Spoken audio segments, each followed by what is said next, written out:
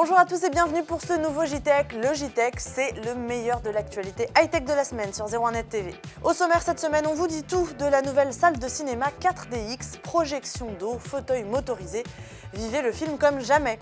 Le Huawei P10 Plus livre ses résultats de test 01net, une très jolie surprise notamment en photo. Amélie Charnet a fait des découvertes plutôt surprenantes au Laval Virtual, l'événement consacré à la réalité virtuelle et augmentée. Le Surface Studio de Microsoft présenté en France pour la première fois, nous y étions. Et enfin, un smartphone Kodak, il ne peut être que parfait sur la photo, mais est-ce le cas? Réponse dans ce JTech. Le JTech, chaque semaine, c'est le best-of des vidéos de la semaine sur 01net TV.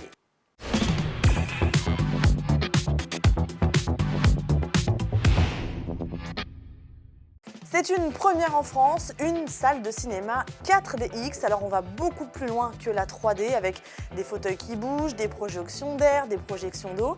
La visite guidée est signée Jérôme Colombin avec Jean-David Duhart. C'est un système immersif. Vous avez les fauteuils qui sont équipés de servomoteurs qui bougent. Voilà, je suis en train d'épouser le mouvement de ce qui se passe sur l'écran. Voilà, j'ai des effets d'air parce qu'il y a vraiment des effets de balles qui se trouvent sur l'écran. Et vous avez donc des effets de bruine, vous avez les effets, voilà, j'ai l'appli qui me tombe dessus parce qu'il y a l'appui sur l'écran. Vous êtes véritablement plongé dans l'action du film.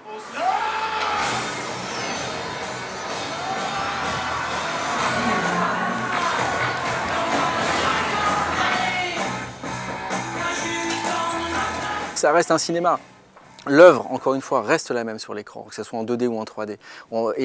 C'est une synchronisation des fauteuils pour vraiment rester et immerger le plus possible le spectateur au cœur de l'action.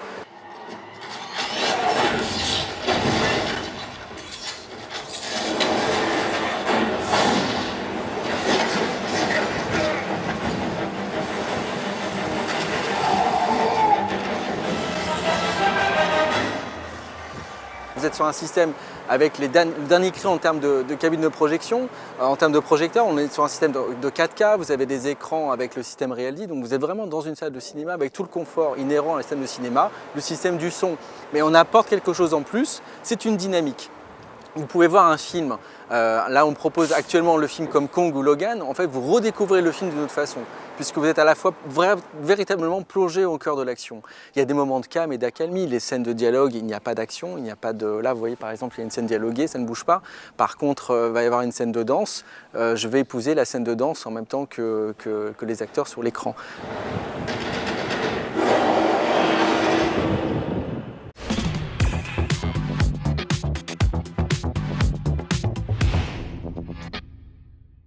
Encore un smartphone annoncé au Mobile World Congress que nous avons pu tester sur 01net TV.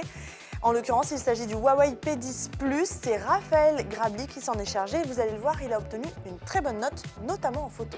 La principale différence entre le P10 Plus et le P10, c'est la taille d'écran. On a un écran 5,5 pouces contre 5,1 pouces pour le P10. Et l'autre différence principale, c'est au niveau de la photo, avec une optique qui a une ouverture un petit peu plus large, par exemple pour améliorer les photos en basse lumière. Il n'y a toujours pas d'écran AMOLED, contrairement à ce qu'on a par exemple chez Samsung, chez LG, etc. Après, c'est pas forcément négatif. Par exemple, Apple a sorti un iPhone 7 et un iPhone 7 Plus, les deux appareils qui ne sont pas AMOLED et qui ont des écrans exceptionnels. Et bien là, c'est pareil, en fait, Huawei a réussi à fournir des écrans qui sont d'excellente qualité, aussi bons d'ailleurs que ceux d'Apple, qui sont très contrastés, très lumineux, comme je disais plus tôt, en plus on a une définition Quad HD, donc la résolution est excellente. Donc vraiment en affichage, on touche la perfection, donc ça montre qu'on peut encore faire des choses quasiment parfaites sans passer par l'AMOLED avec des écrans IPS. Par contre, on pensait qu'il aurait une meilleure autonomie parce que sa batterie a une plus grande capacité. Malheureusement, la définition d'écran et certainement le fait que ce ne soit pas de l'AMOLED fait qu'il a une bonne autonomie. Il a tenu 9h30 dans notre test d'autonomie polyvalente, ce qui est une bonne autonomie, mais qui ne va pas lui permettre de passer le cap de plus d'une journée en tout cas. Le Kirin 960, on le connaît bien parce qu'on l'a déjà vu donc avec le P10 qui a exactement le même processeur, qu'on a déjà vu aussi avec le Mate 9, donc qui avait aussi ce Kirin 960. Face au Snapdragon 821, les prestations sont à peu près similaires. Alors sur les benchmarks, il est un peu moins puissant, entre guillemets, c'est-à-dire que les résultats sont un peu moins bons. Dans les faits, au niveau du jeu, on a joué à peu près n'importe quoi. Ça passait évidemment très bien, même en poussant la définition et les détails graphiques au maximum. Donc là-dessus, pour les gamers, vous pouvez y aller. Le Kirin 960, c'est une bête de course et évidemment, le smartphone est assez fluide aussi au quotidien. Le seul petit bémol qu'on a pu remarquer, c'est qu'il avait une petite tendance à chauffer, par exemple, quand vraiment on poussait les performances graphiques ou qu'on laissait, par exemple, le capteur photo allumé un petit peu trop longtemps.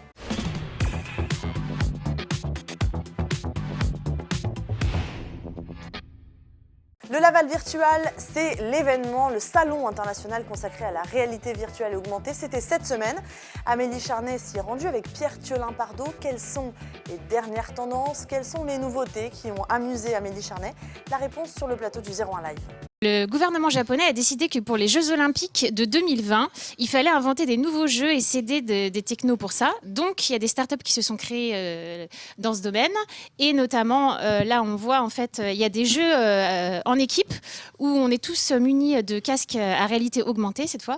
On a des petits capteurs dans un bracelet autour du bras et on se lance des boules de feu. Voilà. Donc, là, on voit ce que ça rend à l'écran. Ouais. Et après, il y a plusieurs versions. Il y a des monstres. C'est assez sympa et en plus j'ai gagné ma partie. Mais ça va parce que t'es pas trop brûlé, visiblement. T'as réussi à éviter les boules de feu. Et il y a même un championnat du monde qui va être organisé donc en novembre au Japon et ils vont organiser aussi des Olympiades en 2020 pendant les vrais Jeux Olympiques. Donc réalité augmentée, hein, ça veut dire que là on voit les autres en chair et en os. Oui, ils ont créé aussi un autre jeu avec un drone qui vient percuter des gens. C'est un concept un peu plus spécial. Un drone qui vient percuter des gens. Ouais. Oui. Ouais, c'est sympa. Ouais.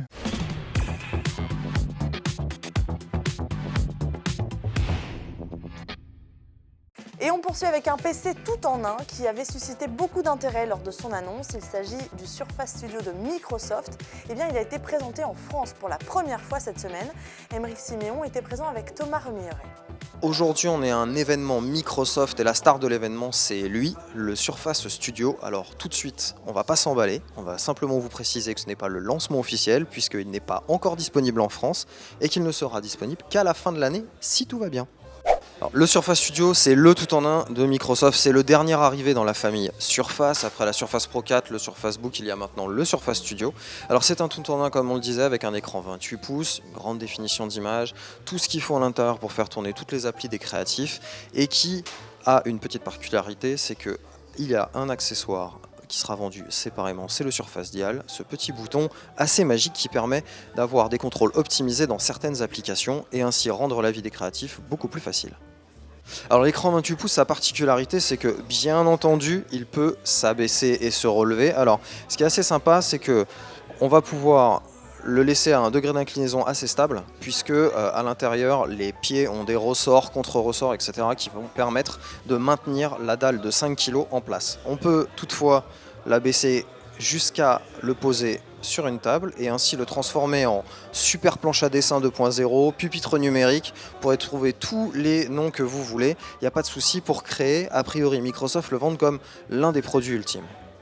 Qui dit PC tout en un dit bien évidemment ensemble souris-clavier, mais aussi Surface oblige. On va retrouver le Surface Pen de Microsoft avec ses milliers de points de pression, ce qui permettra aux plus artistes d'entre vous de retrouver quasiment les sensations qu'ils auraient avec un crayon sur une feuille de papier. Et d'ailleurs, parlons-en de la feuille de papier, puisque en fait avec le grand écran de Microsoft, on a la possibilité d'avoir un rendu par exemple sur Word à 100%.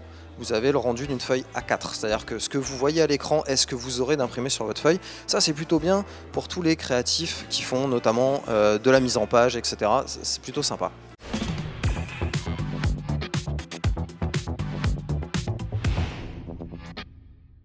Et on termine avec le premier smartphone signé d'une marque historique, Kodak en l'occurrence. Alors au niveau du design, on reconnaît bien la patte du fabricant, mais qu'est-ce que ça donne sur la photo justement? Réponse avec Jean-Sébastien Zanqui. Il y a une poignée à l'arrière du smartphone qui est assez pratique quand on l'utilise en mode appareil photo.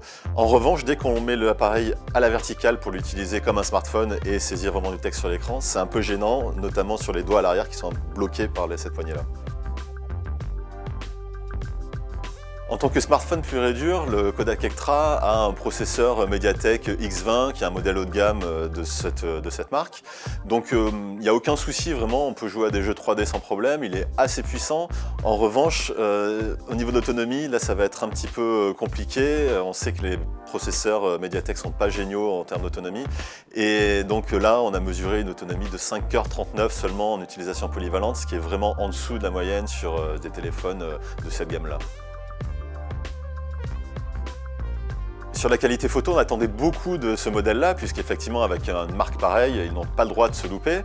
Il faut dire que finalement, l'avis est un peu mitigé. En pleine lumière, les photos sont plutôt bonnes et assez honnêtes. En revanche, en basse luminosité, la densité du capteur de 21 mégapixels fait apparaître vraiment un bruit sur les images qui est pas à la hauteur de ce qu'on attendait. Ensuite, sur la partie logicielle, sur l'application, là aussi, on voulait plutôt de la simplicité, puisque Kodak est une marque qui était connue pour ça. Malheureusement, il y a beaucoup de réglages qui sont assez compliqués. Par exemple, on avait envie de pouvoir retrouver le vieux grain des pellicules anciennes de Kodak, qui sont malheureusement planquées dans une application qui s'appelle Super 8 et qui est plutôt dédiée à la vidéo. Donc c'est dommage, puisqu'on ne les a pas vraiment sous la main et on ne peut pas en profiter facilement.